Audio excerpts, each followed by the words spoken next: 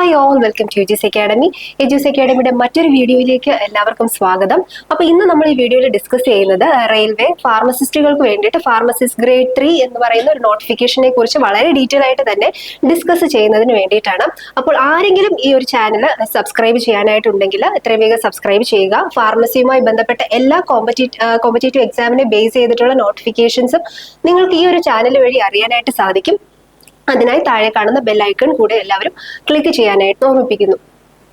അപ്പോൾ ഒരു ഫാർമസിസ്റ്റിനെ സംബന്ധിച്ചിടത്തോളം വളരെയധികം ഒരു ഡ്രീം ജോബ് എന്ന് തന്നെ പറയാം. നമുക്ക് റെയിൽവേയുടെ ഫാർമസിസ്റ്റ് ഗ്രേഡ് 3 എന്ന് പറയുന്ന ഒരു ജോബ് നമ്മുടെ കേരള PSCയെക്കാളും ഇരട്ടിയിലധികം സാലറി ഉള്ള ഒരു അട്രാക്റ്റീവ് പോസ്റ്റ് ആണിത്. പലർക്കും ഈ ഒരു ജോബിനെ കുറിച്ചുള്ള ജോബിന്റെ ഇമ്പോർട്ടൻസിനെ കുറിച്ച് അറിയില്ല. പല സാഹചര്യങ്ങളിൽ നമ്മൾ ഈ നോട്ടിഫിക്കേഷൻ തന്നെ അറിയാതെ പോകുന്നുണ്ട്. നമുക്കറിയാം ഈ ഒരു എക്സാമിന് 70 മാർക്കിന് നമുക്ക് ഫാർമസി സബ്ജക്റ്റുമായിട്ട് റിലേറ്റ് ചെയ്ത ക്വസ്റ്റ്യൻസ് ആണ് വരുന്നത്. 30 മാർക്കിന് നോൺ ഫാർമസി സബ്ജക്റ്റ് ആണ്. അതായത് ജനറൽ അവയർനെസ്സിൽ നിന്നാണ് നിങ്ങൾക്ക് ഈ ഒരു എക്സാമിനായിട്ട് ചോദിച്ചു വരുന്നത്. അപ്പോൾ ഈ ഒരു 30 മാർക്കാണ് നിങ്ങളുടെ റാങ്ക് മേക്കിംഗ് മാർക്ക് എന്ന് പറയുന്നത്. അപ്പൊ എങ്ങനെ ഈസി ആയിട്ട് ഈ 70 മാർക്കും 30 മാർക്കും നമുക്ക് സ്കോർ ചെയ്യാം എന്നതിനെ കുറിച്ചും ഈ ഒരു പോസ്റ്റിനെ കുറിച്ച് വ്യക്തമായൊരു ധാരണ നിങ്ങളിൽ ഉണ്ടാക്കി തരിക എന്നുള്ളതാണ് ഈ വീഡിയോയുടെ ഉദ്ദേശ ലക്ഷ്യം എന്ന് പറയുന്നത്.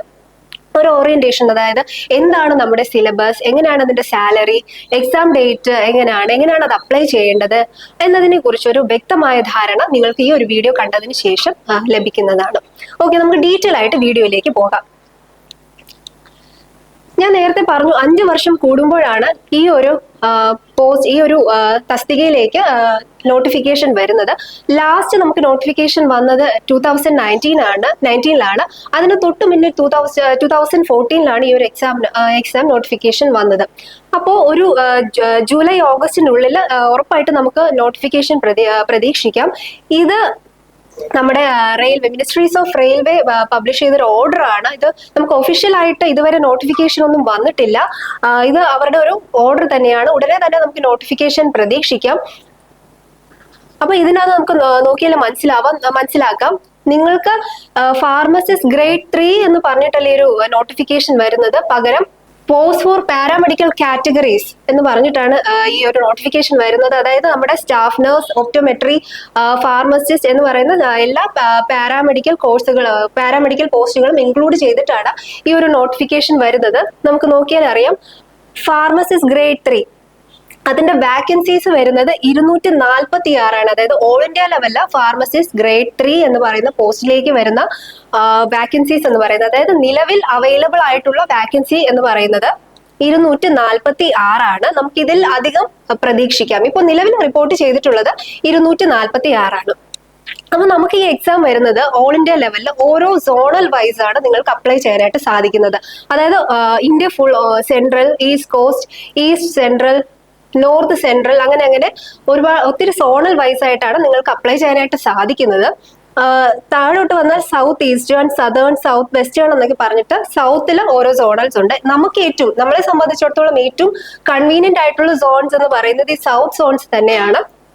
അതിൽ നമുക്ക് ഏറ്റവും അടുത്തായിട്ട് വരുന്നത് സദേൺ സോൺ, അതായത് ചെന്നൈയും, നെക്സ്റ്റ് സൗത്ത് വെസ്റ്റേൺ സോൺ ബാംഗ്ലൂരുമാണ് വരുന്നത്. അപ്പൊ ഈ ഒരു സോണിൽ നമ്മുടെ വാക്കൻസീസ് വരുന്നത്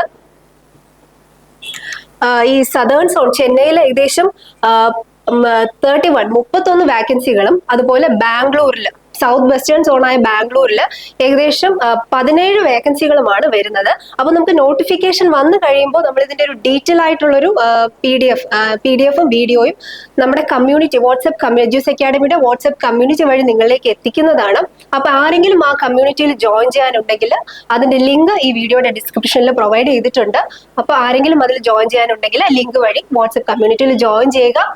നമ്മുടെ ഈ എക്സാം അല്ലെങ്കിൽ ഫാർമസിയുമായി ബന്ധപ്പെട്ട എല്ലാ എക്സാമുകളായിട്ട് റിലേറ്റ് ചെയ്തിട്ടുള്ള കാര്യങ്ങൾ, നോട്ടിഫിക്കേഷൻസ്, ബാക്കി എല്ലാ കാര്യങ്ങളും ആ ഒരു കമ്മ്യൂണിറ്റി വഴി നിങ്ങൾക്ക് അറിയാനായിട്ട് സാധിക്കും.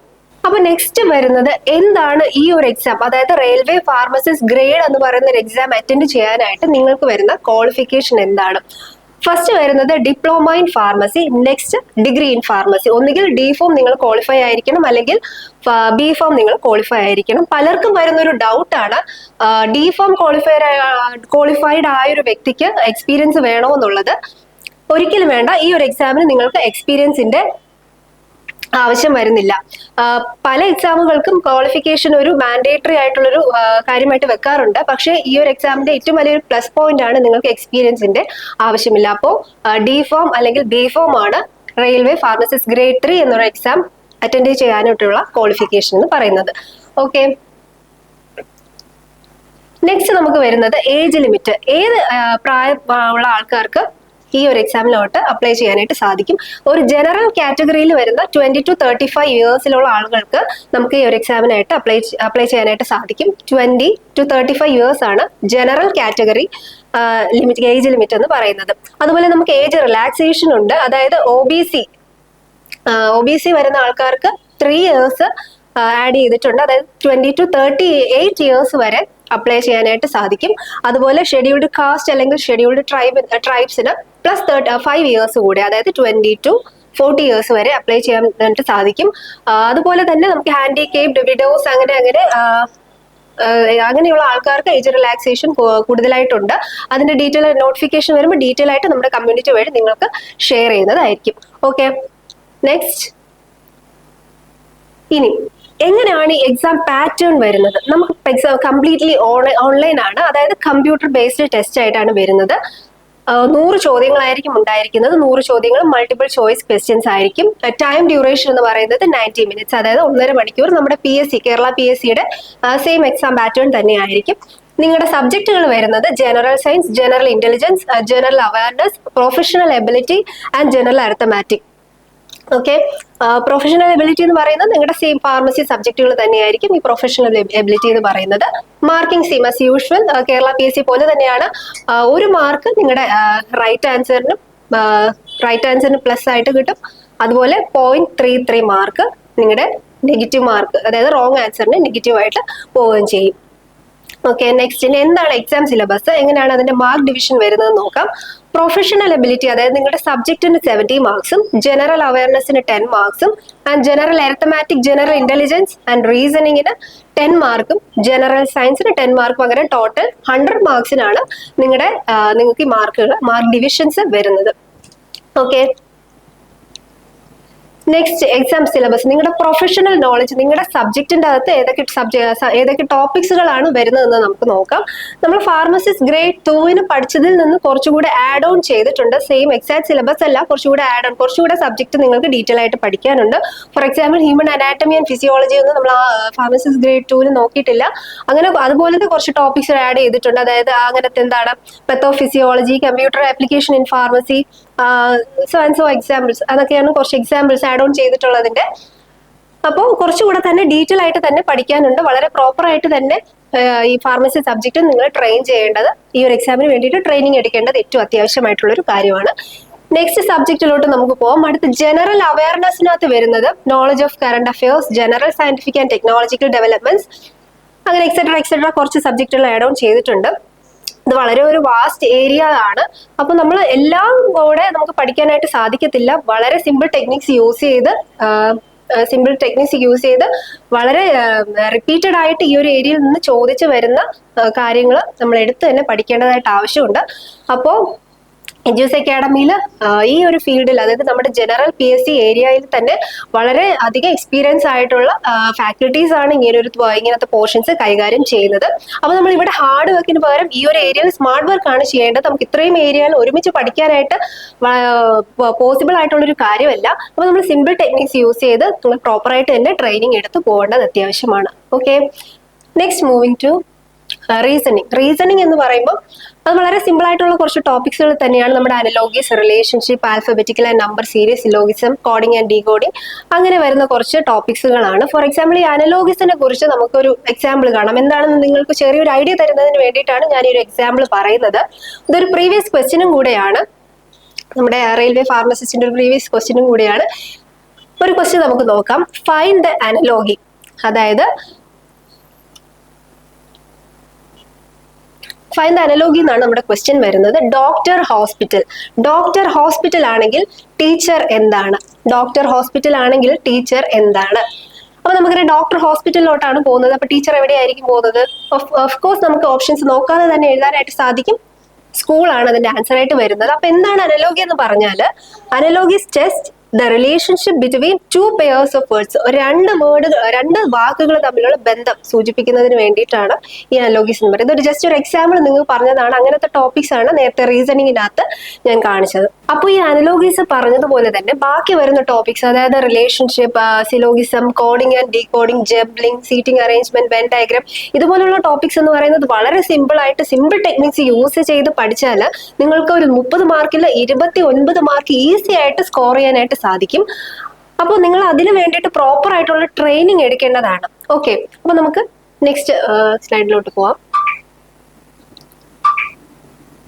ഇനി ജനറൽ അരിത്തമാറ്റിക് ആണ് വരുന്നത്. ജനറൽ അരിത്തമാറ്റിക്കിനകത്ത് നമ്മൾ സിമ്പിൾ ആയിട്ട് സ്കൂൾ ക്ലാസ്സുകളിൽ പഠിച്ച ബേസിക് മാത്തമാറ്റിക്സ് ആണ് വരുന്നത്. അതായത് number system, ratio and proportion, പിന്നെ BODMAS rules, percentage, fractions, measurement, statics, trigonometry, അങ്ങനെ വരുന്ന കുറച്ച് സിമ്പിൾ ആയിട്ടുള്ള പ്രോബ്ലംസ് ഒക്കെയാണ് വരുന്നത്. ഇതും വളരെയധികം സിമ്പിൾ ടെക്നിക്സ് യൂസ് ചെയ്ത് നമുക്ക് പഠിക്കാം.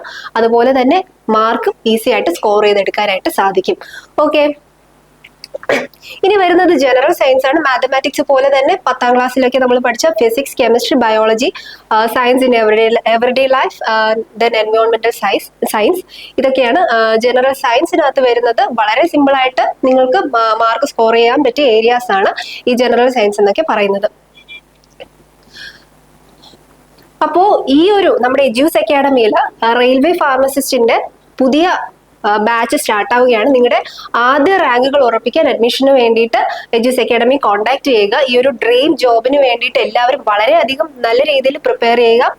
നമ്മുടെ ഫാർമസി കഴിഞ്ഞൊരു ഉദ്യോഗാർത്ഥിയെ സംബന്ധിച്ചിടത്തോളം നമ്മൾ ഈ എക്സാം, നമ്മുടെ കേരള PSC എക്സാമിന് വേണ്ടി പ്രിപ്പയർ ചെയ്യുന്ന ഒരാളിനെ സംബന്ധിച്ചിടത്തോളം നമ്മുടെ സബ്ജക്ട്, നമ്മുടെ പ്രൊഫഷണൽ എബിലിറ്റി എന്ന് പറയുന്നത് നമുക്ക് ഏകദേശം അറിയാമായിരിക്കും. പിന്നെ നിങ്ങളുടെ ഭാഗത്തുനിന്ന് കൂടെ ഈ ജനറൽ അവയർനെസ്സിന് വേണ്ടിയിട്ട് കുറച്ച് ഒരു എഫേർട്ട് ഇട്ട് കഴിഞ്ഞാൽ ഈസി ആയിട്ട് നമുക്കൊരു ഈ ഒരു എക്സാം ക്രാക്ക് ചെയ്യാൻ പറ്റും. കാരണം മറ്റ് ജോലികളെ അപേക്ഷിച്ച് വളരെയധികം പ്ലസ് പോയിന്റും അട്രാക്റ്റീവ് ആയിട്ടുള്ള ഒരു ജോബാണ്. കാരണം നമ്മുടെ സാലറി തന്നെയാണ് ഇതിന്റെ ഒരു അട്രാക്ഷൻ എന്ന് പറയുന്നത്. അത് കഴിഞ്ഞാൽ നിങ്ങൾക്കും നിങ്ങളുടെ ഫാമിലിക്കുമുള്ള health care service, health care allowances, Dussehra allowances, പിന്നെ 3rd ക്ലാസ് ഈസിയിൽ ഫ്രീ ആയിട്ട് യാത്ര ചെയ്യാനുള്ള അവസരങ്ങൾ, ഒത്തിരി ക്വാളിറ്റീസ് ഈ ഒരു പോസ്റ്റിനുണ്ട്. അപ്പൊ നമ്മുടെ ഭാഗത്തുനിന്ന് കുറച്ചൊരു എഫേർട്ട്, നിങ്ങളുടെ ആത്മാർത്ഥമായ ഒരു പരിശ്രമം ഇതിലോട്ട് ഇട്ട് കഴിഞ്ഞാൽ ഈസി ആയിട്ട് നമുക്ക് ഈ ഒരു എക്സാം ക്രാക്ക് ചെയ്യാനായിട്ട് സാധിക്കും. നമ്മുടെ ആദ്യ റാങ്കുകൾ ഉറപ്പിക്കാനായിട്ട് എജ്യൂസ് അക്കാഡമിയുടെ പുതിയ ബാച്ചിലോട്ട് ജോയിൻ ചെയ്യാവുന്നതാണ്. ജോയിൻ ചെയ്യാൻ വേണ്ടിയിട്ട് താഴെ കാണുന്ന നമ്പറിലോട്ട് കോൺടാക്ട് ചെയ്യുക. മറ്റൊരു കാര്യം ഒന്നുകൂടെ ഓർമ്മിപ്പിക്കുന്നു, ഫാർമസിയുമായി ബന്ധപ്പെട്ട എല്ലാ കാര്യങ്ങളും, എക്സാംസ് ഡീറ്റെയിൽസ്, നോട്ടിഫിക്കേഷൻസ് എല്ലാം നമ്മുടെ വാട്സ്ആപ്പ് കമ്മ്യൂണിറ്റി വഴി നിങ്ങളെ അറിയിക്കുന്നതാണ്. ആരെങ്കിലും തന്നെ കമ്മ്യൂണിറ്റിയിൽ ജോയിൻ ചെയ്യാനുണ്ടെങ്കിൽ ഈ വീഡിയോയുടെ താഴെ ഡിസ്ക്രിപ്ഷനിൽ ലിങ്ക് ഞങ്ങൾ ഷെയർ ചെയ്തിട്ടുണ്ട്. അത് യൂസ് ചെയ്ത് കമ്മ്യൂണിറ്റിക്ക് ജോയിൻ ചെയ്യുക. ഓക്കെ, അപ്പൊ thank you, all the best.